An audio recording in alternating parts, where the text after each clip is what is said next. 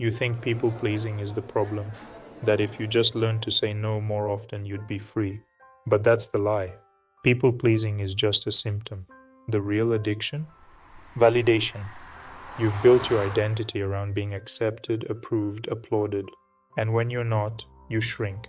So you smile when you're hurt. You agree when you don't. You abandon yourself to stay liked. But what if none of that is who you really are? In this video, we're not just talking about people pleasing. We're going to expose the deeper root it's hiding. And with Eckhart Tolle's help, you'll finally learn how to live without needing their approval to feel whole. Step 1. Catch the moment you abandon yourself. You've spent so long trying to be liked, you might not even notice when you disappear. Because validation doesn't just shape how you speak, it shapes how you breathe, how you walk into a room, how quickly you betray your truth to stay accepted. The moment it starts is subtle, not loud, not dramatic, just a tightening in your chest, a pause before you speak, a quiet urge to adjust your tone, your words, yourself, for someone else's comfort. That's it. That's the moment you abandon yourself.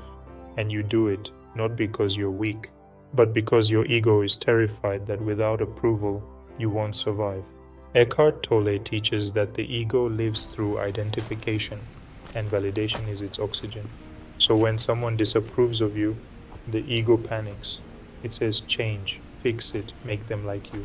And if you don't catch that voice in time, you become whoever you think they need you to be. But here's the shift. The primary cause of unhappiness, Tolle says, is never the situation, but your thoughts about it. And those thoughts? They're often not yours. They're inherited, programmed, conditioned, but presence interrupts that conditioning. It creates a space between the urge to please and the power to choose yourself instead. So today, let's practice catching it. When you're asked to do something, anything, pause. Not later, not tomorrow. In the moment, breathe. Check your body. Is there tension, tightness, a tiny voice that wants to say no? That's your truth rising. You don't have to fight. You don't even have to say no. But you do have to notice, because noticing is how the pattern starts to break. Step 2. Stop explaining yourself to the unawakened.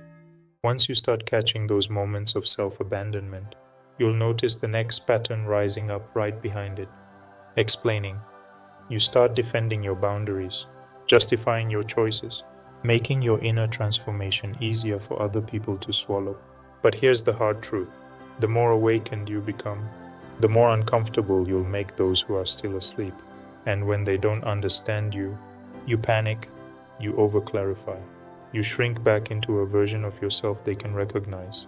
That's not communication. That's spiritual self-editing. And it always comes from the same root, the need to be validated. Eckhart Tolle says it plainly. It would be futile to say to them, you are totally conditioned. They wouldn't even know what you're talking about, because they are still inside the very pattern you're trying to escape. So when you try to explain your growth to people still trapped in their own ego, you're not bridging a gap, you're reinforcing one. You don't owe anyone a breakdown of your becoming. You don't need to shrink just to be seen. Real presence doesn't prove itself. It doesn't perform. It simply is. Next time you feel the urge to explain your path, don't. Let the discomfort rise. Let the silence hold. Don't over-explain. Don't make yourself smaller just to stay in someone else's comfort zone. Instead, remind yourself gently. If they don't get it, that's okay. I'm not here to be decoded. I'm here to be free. And in that stillness, you reclaim more than your voice. You reclaim your power. Step 3. Replace approval with inner alignment. Once you stop explaining yourself to be understood, you'll feel something unfamiliar. Stillness, silence, space. And inside that space, an old fear surfaces. If I'm not being approved of, how do I know I'm doing okay? Because for so long, validation was your compass. The likes, the praise, the smiles. That's how you measured your value. But here's the shift Tolle teaches. Your happiness does not depend on any other human's acceptance of who you are. That would be a deluded thought. Approval is unstable. It rises and falls with their mood, their ego, their own unhealed patterns. But alignment? That's yours. It's solid. It's still, You don't need their applause to grow. You just need to stop twisting yourself to fit their story, because validation is reactive. But alignment is chosen moment by moment, truth by truth. Picture this. A tree doesn't beg for reassurance. It doesn't rush to explain why it leans or how deep its roots go. It just stands, rooted, present. Enough. You can live like that too. Today, give yourself a small but radical gift. Say something honest without looking for a reaction. Make a decision without checking who's watching. Be still without rushing to be liked. Then pause and notice what stays steady. Your breath, your body, your presence. That's alignment. And the more you practice it, the more approval will feel like a bonus, not a lifeline. Because once you're rooted in who you are, you won't need their mirror to recognize yourself. Conclusion. Let go of the mirror.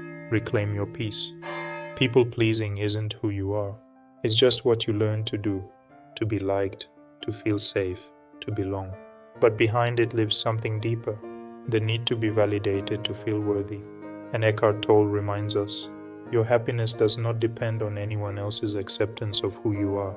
When you stop chasing approval, you start reclaiming your peace. So remember, catch the moment you leave yourself. Stop explaining your truth to those still asleep, and choose alignment even when no one claps. Because your freedom begins the moment you no longer need to be understood, to trust who you are. Tired of shrinking to fit in? Subscribe, and let's grow beyond that.